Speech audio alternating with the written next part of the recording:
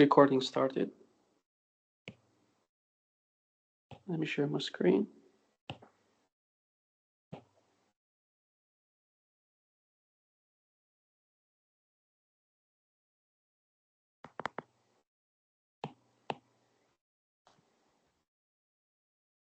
Okay, today's topic, we will start talking about the distribution systems overview and planning. So the overall expectation for this topic, which is basically we will talk a little bit about some definitions, like what does mean load forecasting, some basic formulas like diversity factor, uh, some other factors like the utilization factors, and we will go through examples, numerical examples with them. After that, we will talk about the electrical system overall in Jordan. We will focus more in Jordan about the overall electrical system, about the companies, leading companies like the companies associated with the north section, south section, middle section, and the um, like the power generation companies, etc. So we will talk in deep details or in details about it in today's lecture. So let's start. As we know, the electrical system divided to generation, transmission, and distribution, which is basically the name of this course. So distribution system planning, it is very important to understand and make sure where is to plan about the expectation for the generation, expectation of the load. Then basically we would like to make sure that the generation can meet the demand or meets the load without any problem. Then and basically we would like to cover all of the load. So the generation equals to the load, and we have a backup in case of emergencies and extra. So it is very important to do this planning before the action happening. So I would say we don't want to wait to reach the maximum capacity without doing a load forecasting and understanding that there is the utilization factor for a specific units or a specific power line reach its maximum capacity. So we don't want this to happen. The thing we need to make some planning and understand the expected load. Then we can build some generation units, some substations, some transmission lines, then so it can cover the future loads. Here is the load forecasting. So the load forecasting can be divided into two things. The first part, which is a part associated with the short-term load forecasting, and the second one associated with the long-term load forecasting. So the long-term, let me talk about the long-term first. So the long-term, basically, we would like to discuss and or would like to explore that the current system is capable of handling future loads, and if not, we need to make some actions to make sure the future system will cover the future loads. The long term is associated with 3 years, after 3 years, or after 4 years, 5 years, 10 years, how is the system behavior will be, how is the load will be. Then just like try to make some studies about the load and understand that there will be a big load demand. For example, um, I mean, in the last decade, the last 10 years, you notice that South Amman area has been, I mean, the load there has been growing a lot. So without doing a load forecasting, we will be in trouble, because if we didn't do a load forecasting, maybe the old power substations will not be sufficient to to cover the Amman and South Amman areas, or especially like in the southern part of Amman. For example, I would say like Madaba substation was established, I believe, 8 years or 9 years ago. Before that, there was no Madaba substation. So Madaba was taking power from maybe Gatrani and from the other thing, which is from South Amman, but there was no substation in Madaba itself. Then, when they did some load forecasting, they realized that there will be a big load there, and in the future. Therefore, they decided to establish a new substation there. Then they already did, and it was being in service, I think, 9 years ago. I believe it's 9 years ago. I'm not sure. And the other thing, which is right now in the north section of Jordan, they did several studies and they noticed that we need to establish a new substation in Jerash. And that's what they did last month. They already electrified the new substation in Jerash. I'm talking about the high voltage substations, by the way, 132 kilovolts. So they established a new substation because they realized that there will be a big load there in the future. Not now, the current load can be handled, but we're talking about the future, so that's why we need to do some future expansions. That's the long-term substations. Then we need to do a big projects. However, we have another part of load forecasting, which is called the short term. The short term for load forecasting is basically, for example, studying how's the load is going to be tomorrow, next week, next month. That's the goal. So basically, we need to, for example, like there's a department in Jordan, a department is called production studies. The production department is studying how's the load is going to be tomorrow, as an example. Then then they will monitor how's the load today, then the lot tomorrow will be very close to today with slight changes. That's the first category. The second thing, or the second factor, they will look at the weather.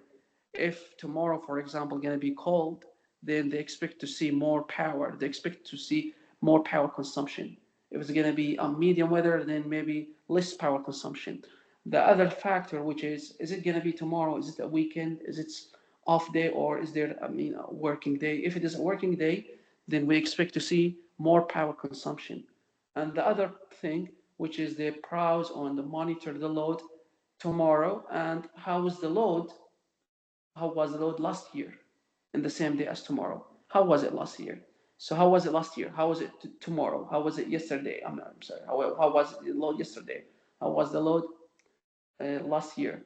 How's about the nature of the day, if it's a working day or a holiday or off day, and how about, for example, like in Ramadan, different than other part of the months, because so it will be different. So the load performance will be different.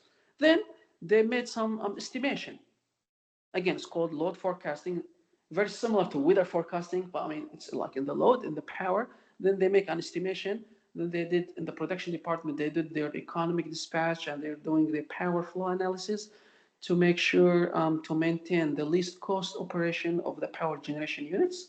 Then they will provide a table for each, provide a table for each substation, the expectation of the power generation from each substation. Then they will submit it to the substations, each substation. Then they will say, for example, we need to have 80 megawatts from you, power 80 megawatts from you tomorrow. That's, for example, a roughly number. Or IPP4, we need to have 40 megawatts power from you tomorrow. Then for other thing like should expect to see some from Ma'an Solar around 120 megawatts. That's they're doing this calculation. Then they will provide to the substation, to electrical substation. I'm sorry, electrical power generation units. Then once they provide all of the data, then they have a working plan for tomorrow. So each substation know what they need to do tomorrow. But the thing, the expectation might not be the reality. There can be some mismatch, or there can be, for example, some problem. I would say like maybe it's not 100% accurate. There will be some error. How can we handle this error? Basically, in every power generation unit, there should be something, a backup power or a backup generation units, which is they are called spinning reserve. So each generation units, there must be a spinning reserve that can compensate if the load is higher than the expected through something we call it automatic generation control, AGC, and automatic frequency control, AFC. So they monitor the power generation and they are making sure we can cover the full load.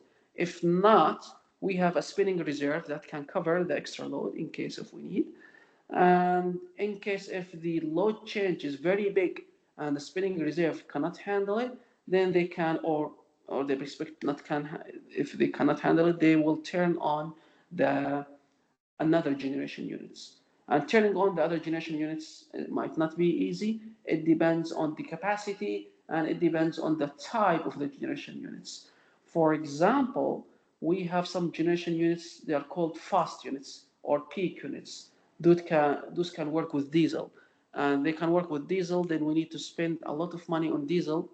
But the thing about it, they are very fast, which can be working on within 25 minutes, half an hour, or sometimes some of them within 15 minutes. However, the other generation units like thermal units, they might maybe it might you might need to have 6 hours to be working on, so which will be infeasible in some situations. Therefore, during peak times, the diesel units can work, or we have some units that can be hybrid, can work in both in diesel and in gas. So if we need them fast, then we turn on the diesel units. That's, I mean, an important thing about the load forecasting. So it depends on different things. Again, are we talking about the short term or long term? Long term, we will look at the population growth, the load density, the historical data, the land use, city plans, etc., industrial plans. While the short term, it depends on how is the load today, how was the weather conditions, how was the load last year, and is it working day or off day or a break. The other thing, substation expansions. So substation expansions, for example, as an example, South Amman substation, that's the South Amman substation that can make the power conversion from 132 kilovolt to 33 kilovolts. In South Amman, when they established a new substation, Madaba substation was established, as I said, like 9 years ago. When it was newly established, Madaba substation, in Madaba substation, we need to make a new power line that connecting South Amman to Madaba. That power lines that connecting there requires a space inside South Amman substation so they can put the tools like the transformer, circuit breaker, CT, VT, etc., different equipments. So they need to install them there. In order to install them there, we need to make sure, do we have enough capacity? I mean capacity for enough space. That's the first thing. The other thing, we need to make sure about the cost. Do we have enough money to purchase the new equipment or to purchase a new land for the future expansion? And we need to make sure, is there any physical or land availability? And is there any physical barriers? So that's all of them are important factor. And in addition to this, the load forecasting. Do we really need to establish a new substation or not, or a new power line or not? That's called, again, substation expansion. That's all of them. They are really impacted because of, we need to make sure we have enough space for that, especially like the lands. If not, do we need to purchase a new land, and that new land must be close to the substation? Is it feasible or infeasible, or do we need to establish a new substation other than South Amman to cover the loads? That really matters. The other thing, substation sightings. So basically, we prefer to locate the substations at the entrance of the cities. We don't want them to be inside the cities, like in downtown areas, because the land prices there are very expensive. And the other thing, we don't want to put the substation very far away from the load, so we prefer to put them at the entrance of the substations. So entrance of the cities, or then basically in Amman, you will see there are there is North Amman substation, South Amman substation, East Amman substation, and um, I'm not sure if there's a West Amman, but there might be in the future. But I would say that's the thing we have then at the entrance. But there are some other cases that they are in the downtown. For example, the Abdali substation, Abdul substations, University substation, University of Jordan substation. All of them, these are inside the cities, but I would say they were built when there was not crowded. And the other thing, those substations were built, or the connecting power lines are based on underground cables. Then we will not see a big challenge about establishing the substations there. But I would say when they've been established, they were in the past, very old days, where there was not too many buildings there. And the other thing, they made it as underground cables to make sure like the land prices. I mean, we didn't need to purchase a big land. And the other thing, when we establish the power and the substations, we need them to close to the loads because there is a heavy load there. Then the medium voltage substation might not be sufficient. We need to install a big or a high voltage substation so it can cover the loads. Distribution system expansion. Also, let me recall the new substation in Madaba and South Amman. Then we need to establish a new power line between Madaba and Amman. So establishing there might not be easy. Might not be easy because we need to make sure like there is a big of cost of the towers, cost of the materials, the conductors, construction costs, maintenance costs, operation costs, the cost of the installation costs, and the cost of the land, because you need to purchase some lands or you need to pay some fees for the landowners because you are already using their lands to establish a new power lines, which will be, a big challenge because you need to pay a lot of money for the landowners to use the power lines above their lands. And then basically this can be something challenging, but we already have it there. Then we need to take this factor into consideration. So that's why you will see in this like expansions or overall, cost really matters. You see like cost of materials, cost of maintenance, operation cost of taxes, and capital cost, installation cost, construction cost, building costs, etc. All of this, all of this information really matters. So impact of distribution generator. Now, what's the distribution generator? What's the meaning of the distribution generator? And why it's called distribution generator? So again, generator from generation, distributed from distribution. But have we ever heard a distribution in the or a generator in the distribution? The answer is yes. Where?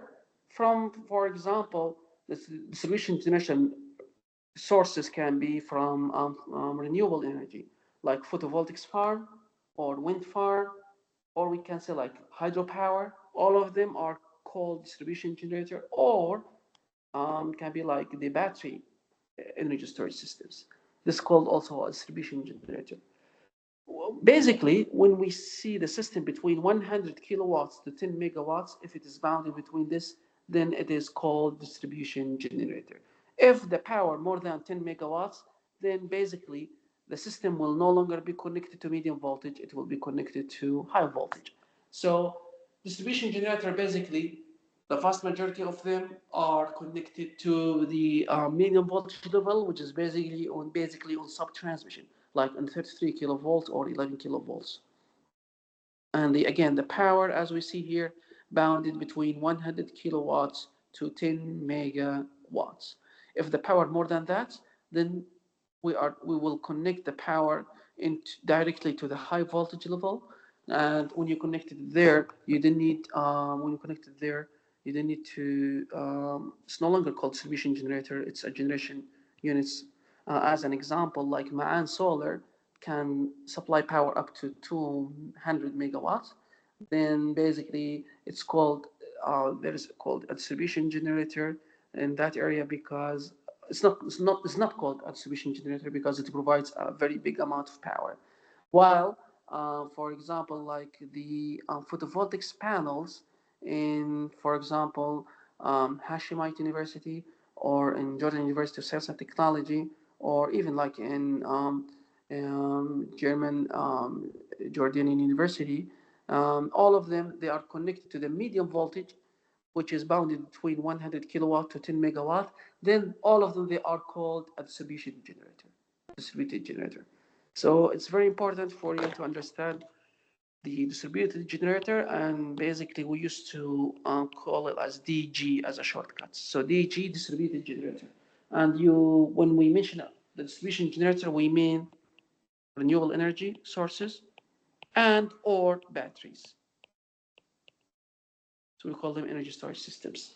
So if there is only a batteries, it's called distribution generator. If it is only renewable energy, it is distributed generator. If it is a combination between them, then it's also called distribution generator.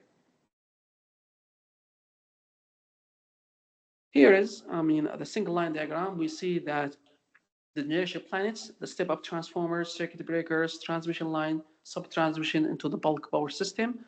Then we see here, for example, a transformer that's converting 132 kilovolts to 33 kilovolts.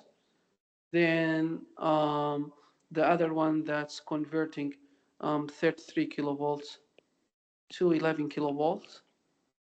Then after that, from that stage, 11 kilovolts to 0.4 kilovolts. Then that's what we are doing in the distribution transformer from 11 kilovolt to 0.4 kilovolt, then supply your home. The thing about it, when you have photovoltaics panel at your home, that's supply power, but they are below than 100 kilowatts. If the power is below than 100 kilowatts, it will be connected to the low voltage level, not the medium voltage level. And the other thing, it's not called distribution generator. Why? Because it is not a generator. It's a generation of the power, but it will not transmit the power to the higher voltage level, to medium voltage. It will be only within the low voltage level.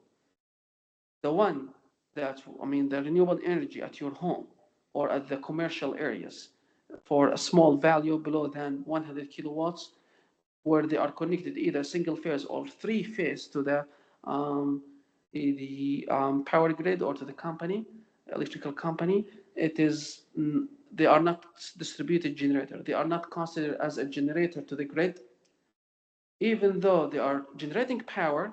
But the power that they are generating, they will be your neighbor will buy it. So your neighbor will consume it. So you are generating power that the other neighbors will consume it. Your neighbor does not mean your next door neighbor, but it can mean it means like the neighbor, that's the people that sharing the same transformer.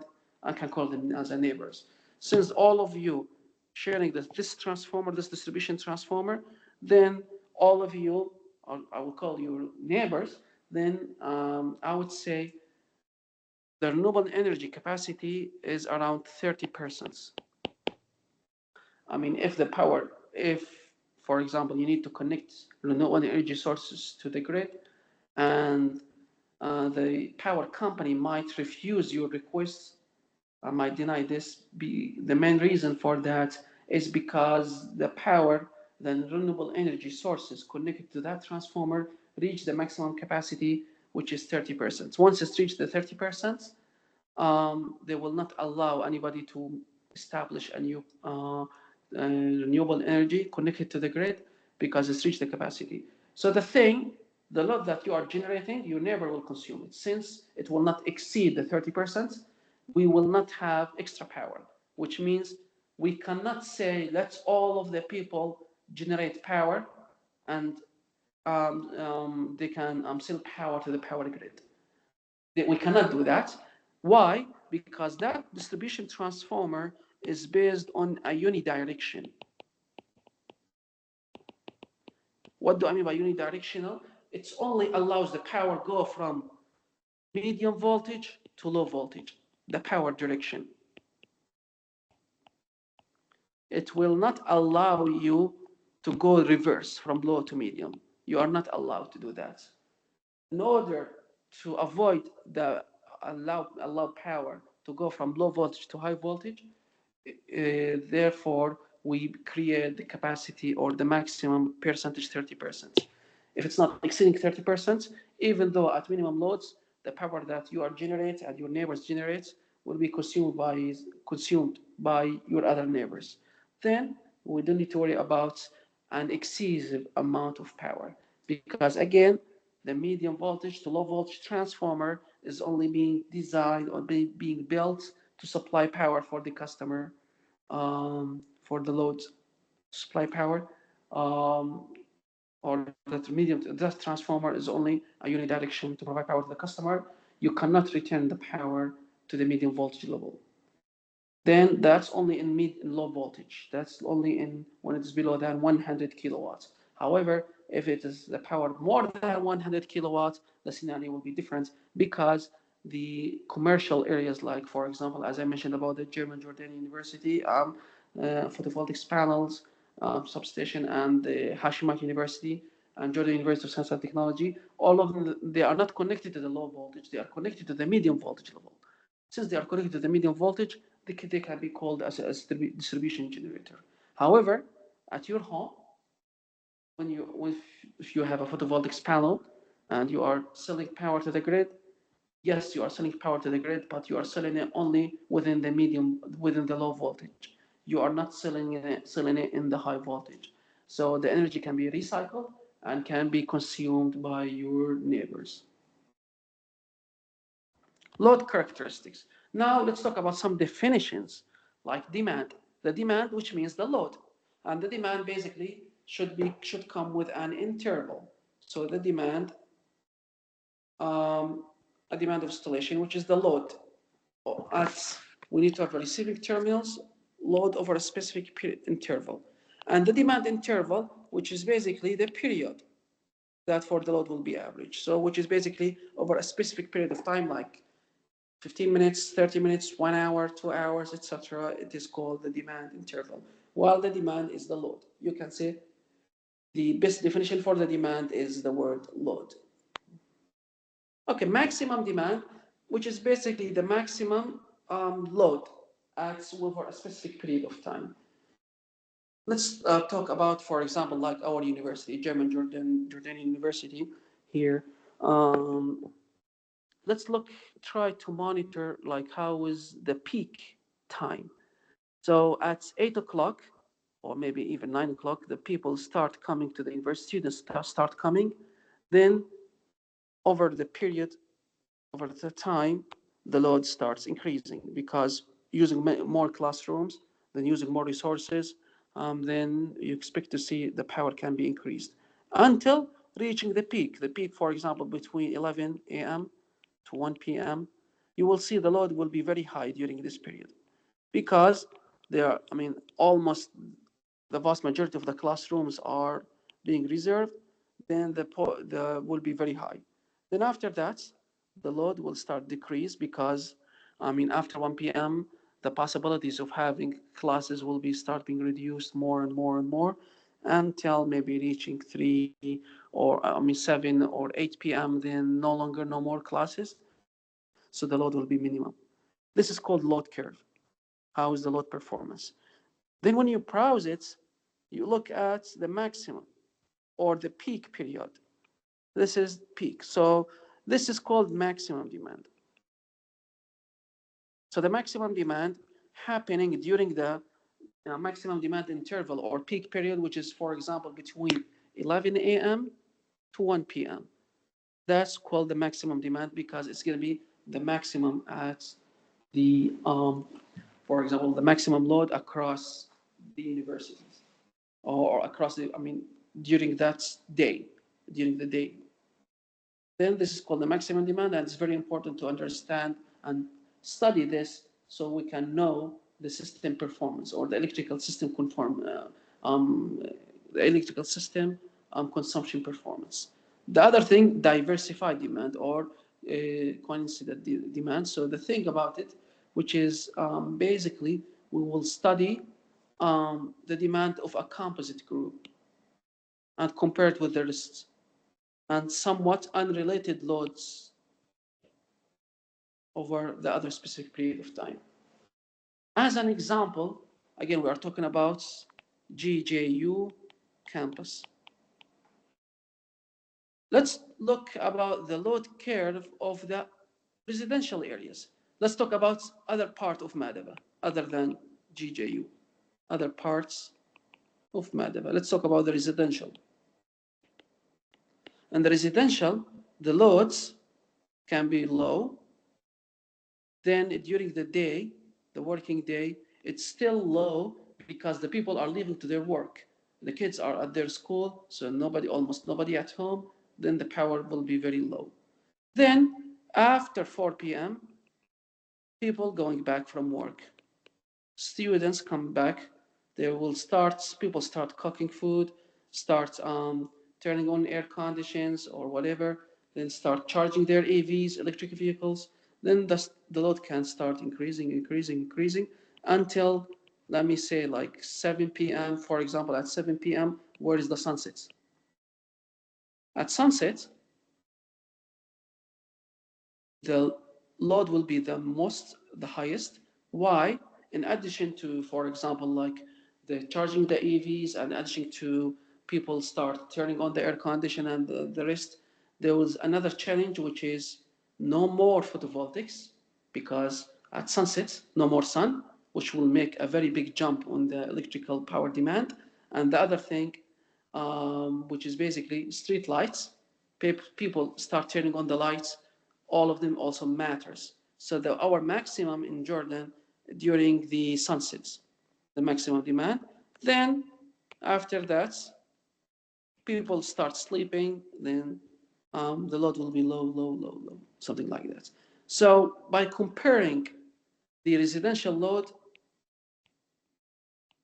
and GJU loads, you will see they are kind of different. So um, which one is the maximum? Of course, which one is the highest part? The highest part is the other parts. I mean, in Madaba, not only the GJU is a big load, but it's not the total load. Will not be. It's not a controlling load. I mean, the vast majority is not in GJU. It's in other part of Madaba. So I would say the diversified demand, whereas GJU is different than the other part of the Madaba's load. Therefore, GJU is called, we can call it as a diversified demand. However, the rest of Madaba, as an example, will be called non-coincident demand, whereas, the vast majority of the group is behaving like this, and that's it. While the diversified demand is something that's working different, then we need to worry about the system performance and the system characteristics. Now, the other thing, let's talk about some definitions like demand factor. The demand factor, which is basically the ratio of the maximum demand over the total connected loads of the system. So you can, for example, mention here is like the transformer that's connecting the loads. Here is a load, for example, 10 megawatts. This is a load 20 megawatts. This is a load as 100 megawatts. So we can say, what's the maximum demand? The maximum demand is the 100 megawatts. The total connected load,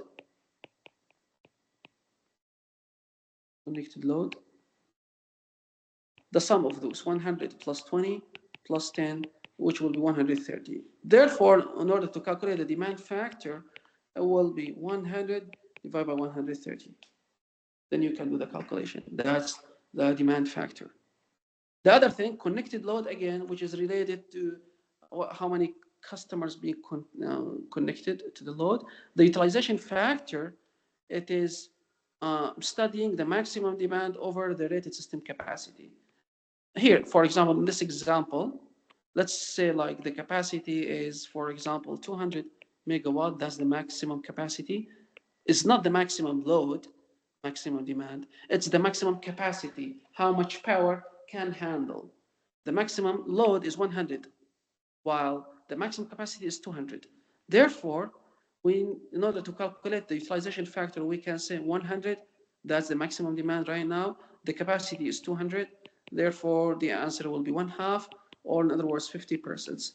Then we can say the utilization factor of that transformer or of that power line is basically 50%. Then we can say we are still in safe level, then we don't need to make a future expansion. However, if we, for example, if we see that the maximum demand is 180 and over 200, then it will be around, I would say, 90% utilization factor, which makes it, a big number, or make it like a risk So we need to take an action by um, establishing a new power lines before being reached the full load. So I mean, it's not full load yet.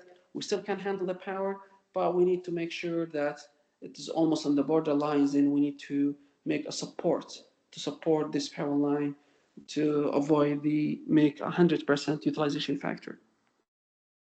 Planet factor, planet factor. This is related to the energy. And by the way, the energy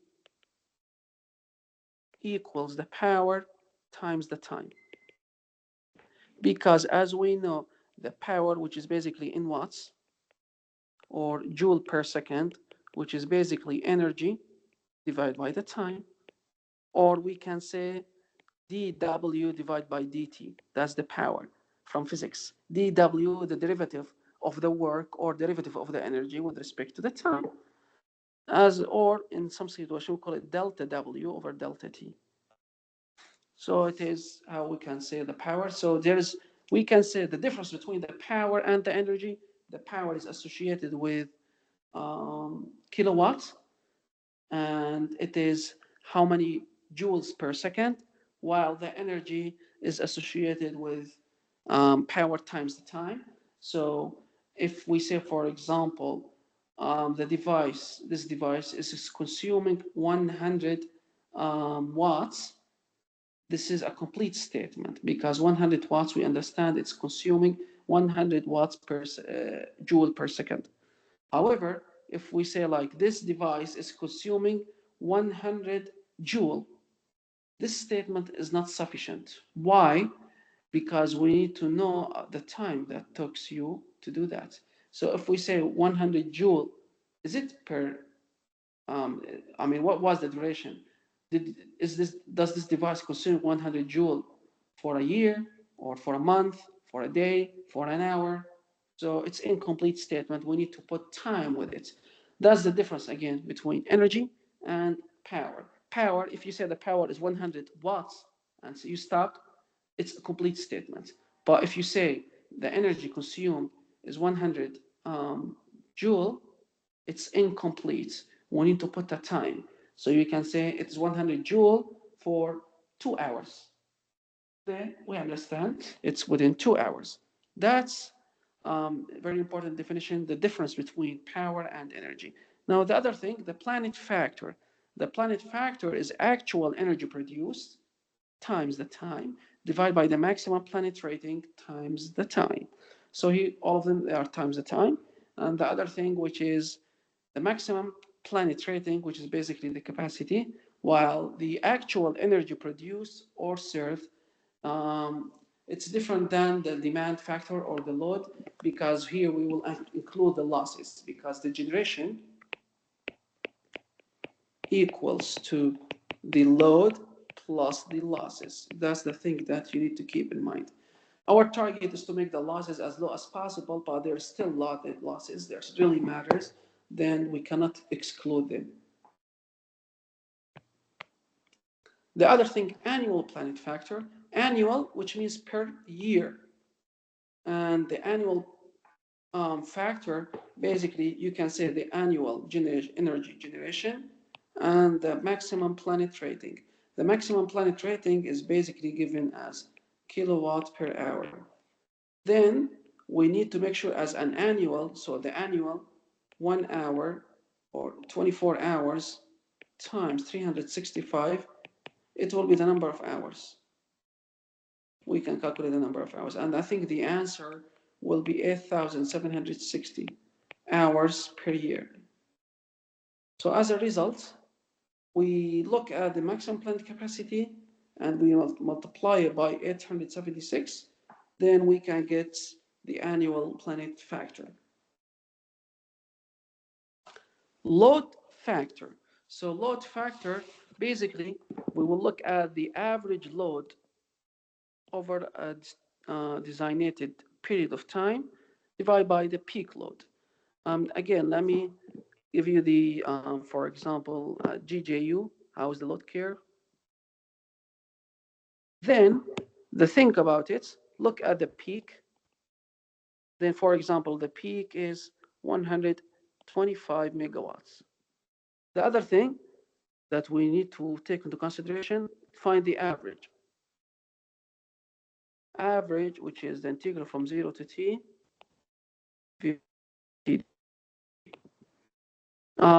then how to take the average? For example, find the integral, which is the area, cross-section area here,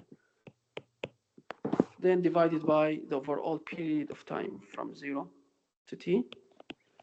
Then after that, you can calculate the average. Then let's assume after calculating the average, the answer was for the average, here's the peak 125, the average, let's say 500 megawatts. Um, so in order to do the load factor will be the average, which is 125 divided by the, I'm sorry, the average 500, average load. I believe 500 is too much now. Let me assume that's the answer after doing the average will be 75. So here the average load will be 75 divided by 125. Then you can do the simplification to find it. The other thing, we can multiply by time, then we can use energy in joules instead of power. So it's up to you. The way that I believe what I believe what I is the best. Okay. Diversity factor. The diversity factor, which is basically the sum of individual maximum demand divided by the coincident maximum demand. So as an example, here at DJU, where is the maximum demand? As I said, 125 megawatts. And here is residential areas, where is the maximum is. Then the sum, the other parts, which is, let's assume also 50 megawatts. Then in order to calculate the diversity factor, we will substitute the sum of all of them. The sum of all of them here is, let me assume as 50 megawatts. So it will be 125 plus 200 plus 50 megavolts. That's the power, the maximum. It doesn't matter about the period, that's the points. Don't worry about the period, just add them to find the diversity factor divided by the coincidence demand factor, which is the coincident demand factor, like in GJU, that's what we call it, coincidence. And let me use 125, the maximum. Then you can do this calculation to find the demand factor. The maximum demand is the total connected demand times the diversity factor. That's an approach that's we need to take into consideration because it's very important and we're going to use it a lot. Coincident factor, which is the maximum demand factor divided by the sum of individual maximum demands, as we mentioned earlier. Loss factor, which is the average power loss divided by peak loss or power loss at the peak load. So again, average power loss on that curve, average power loss divided by the peak loss. Here's losses. So the peak losses, for example, can be as 100 megawatts, and the average here can be 80 megawatts. So in order to calculate the loss factor, average power loss is 80 divided by loss at peak load 100. So it will be 8.8. That's the loss factor. And of course, loss factor is something undesired. Our target is to make it as low as possible, but this depends on the limitation of the system. Here is one example. Machine shop has the following equipments: 5 kilowatt fluorescent fixture, 15, 15 1,500 watts receptacle outlet, 10 horsepower lathe, and 20 horsepower air compressor, 15 horsepower fire pump. Okay, so load characteristics. So here, like assume the shop has lights turning on during only working hours from 8 o'clock to 5 p.m. The receptacle outlets in the office only with computers and small loads plugged in. The lathe is fully loaded for 5 minutes period, not every day. The rest of the system, the rest of the time is setup time. This procedure repeats every 15 minutes. The air compressor supplies air to air tools and cycles off on and off about half the time. The air fire pumps runs for 30 minutes when tests, um, which is only test once a month. Calculation, the procedure repeats itself every 15 minutes and the diversity factor is given as 1. Then the thing here to find the lighting demand factor, which is basically the demand interval divided times the diversity factor. The diversity factor is given as 1. The demand interval, which is 15 minutes run. The lighting demand load, the lighting demand load, which is the sum of the maximum demand times the lighting demand factor. So 5 kilowatts times 1, which is will be 5 kilowatts. Calculation, the other thing, the receptacle outlet demand factor, which is basically the demand interval times the diversity interval. So we're just applying the formula that we already mentioned before, then which will be 15 divided by 15 times 1, which will be 0.1. The receptacle output demand for the 15 watts receptacle outlet. So receptacle outlet can be 15 times 1500 times 0.1, which will be 2.25 kilowatts. The other thing here, 10 horsepower lathe, we know the horsepower is basically 0.746, which will be 10 will be 7.46 kilowatts. So the demand, lathe demand, which is basically the demand interval, again, the demand interval for the lathe we mentioned it's 15 minutes, times the diversity factor, which is 1. So here will be 5 divided by 15, then it will be 0.33. The lathe demand load, which is basically the sum of max lathe demand times the lathe demand factor. So here basically in the horsepower, 10 horsepower times 746 kilowatt hour times 0.33. So the answer will be 2.46. The other one, air compressor demand factor, which will be demand interval times the diversity factor. So the demand interval in the compressor is mentioned as 7.5 minutes per 15 minutes because I mentioned it's half cycle. Or you can just replace the demand interval factor by a half times the diversity factor again, which is given as 1. The air compressor demand load, which is the sum of max air compressor demand times the air compressor demand factor. Then once we do the calculation, we can calculate it. The fire pump demand, the demand interval, which is 0, therefore let's make it 0 because the fire is only turned on once a month and is not a big, demand during the day.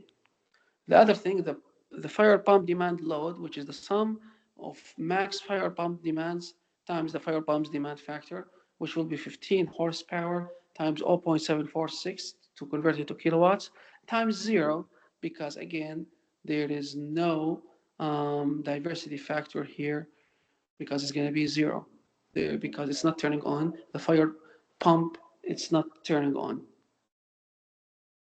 as a cycle and that cycle. Here is like the diversity factor for each one and the demand kilowatts and kilowatts. Another example, a distribution feeder serves 5 houses.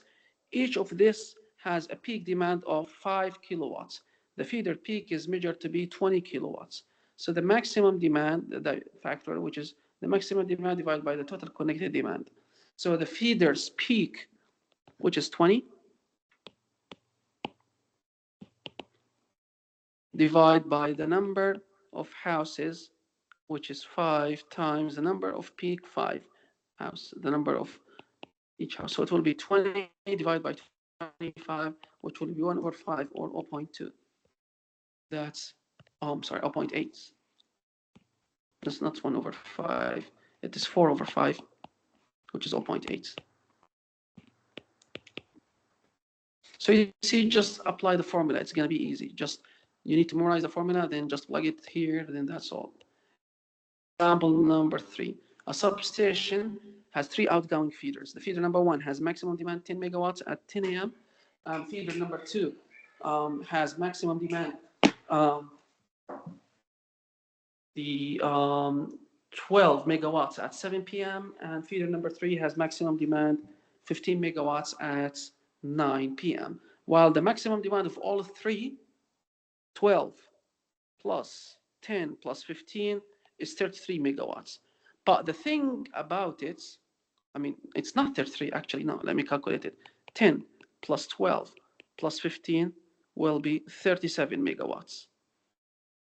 But the thing, each one has its own peak. Feeder 1, peak at 10 a.m. Feeder 2, peak at 7 p.m. Feeder 3, peak at 9 p.m. But the peak for all of the 3 feeders, which is 33 p.m. So the thing here, the sum of the individual subsystems, which is 10 plus 12 plus 15, then 37 megawatts. While the system maximum demand over all feeders will be 33. So the diversity factor will be 33 divided by 37. That's how we do the calculation. The maximum demand, 33, I believe, is it 33? No, I think it's the opposite. It's not the maximum. The diversity factor is the total connected. Let me just double check. The diversity factor. Sum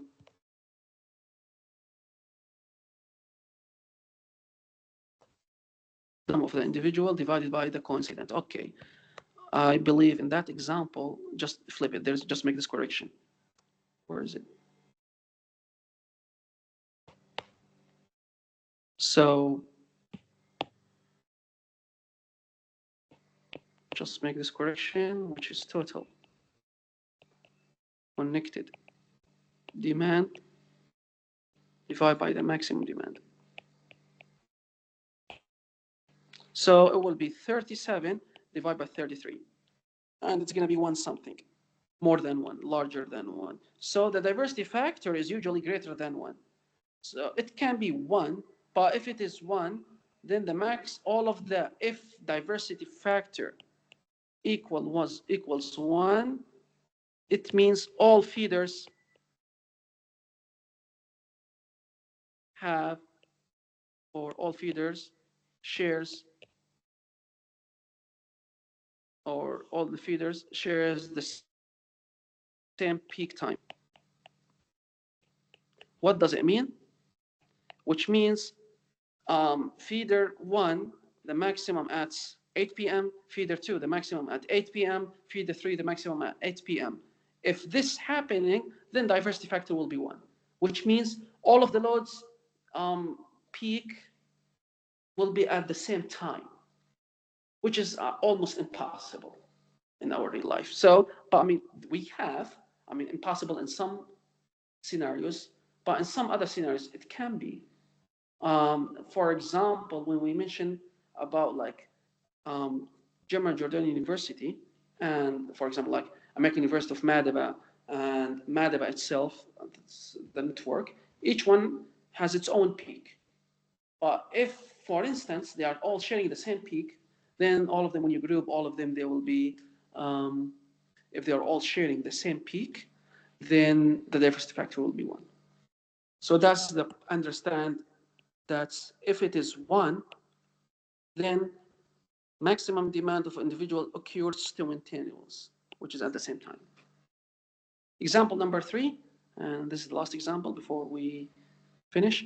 A subsystem has 3 outgoing feeders. Feeder number 1 has maximum demand 10 megawatts at 10 a.m. Feeder 2, 12. Oh, no, we already did it. I'm sorry. Example number 4, that's the thing. Example, for a classroom is fitted with a 100 main supply fuse. The distribution board has 6 amps breaker, one 20 amps breaker, and 532 amps breaker. Potentially, when you sum all of them, they are 192 ampere. This is the capacity. But the thing, not all of them working and 192. Not all of them will be working. So the thing about it, we realize that 100 megawatts can, this is the maximum demand. So in order to calculate the diversity factor, again, it's total connected demand 192 divided by 100. I mean, it's the opposite. It's the total connected divided by the maximum demand. So the thing again about it, the overall capacity, which is 192, divided by the fuse supply, which is 100. Again, the fuse can handle 100 amps, but the total is 192. This does not mean that you are consuming 192. For another example, like in the breaker panel at home, you will see a 30 amps circuit breaker, 20 amps circuit breaker, whatever, 15 amps circuit breaker. This does not mean that your overall system circuit breaker is based on another 30 amps circuit breaker.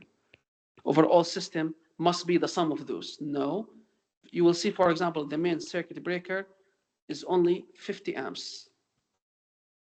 But it does not equal to be 30 plus 30 plus 20 plus 15. Why it does not equal, even though the main circuit breaker is supposed to be the sum of those? Because not all of the loads will be turned on at the same time.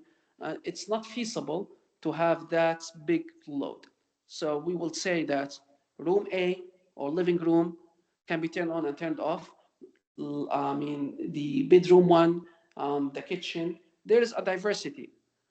The only challenge if all of them will be turned on at the same time, which is almost impossible in the residential home areas. Okay, let me stop here. And example number 5, we will continue next lecture. Before we finish, do you have any question? Please, if you have any question, feel free to ask. يعطيك العافية دكتور. الله يعافيك. بدي أطلب شيء يدخل بموعد المحاضرة. Okay, before, let me end the recording, then after that, let's talk about it. If it's really something about the time.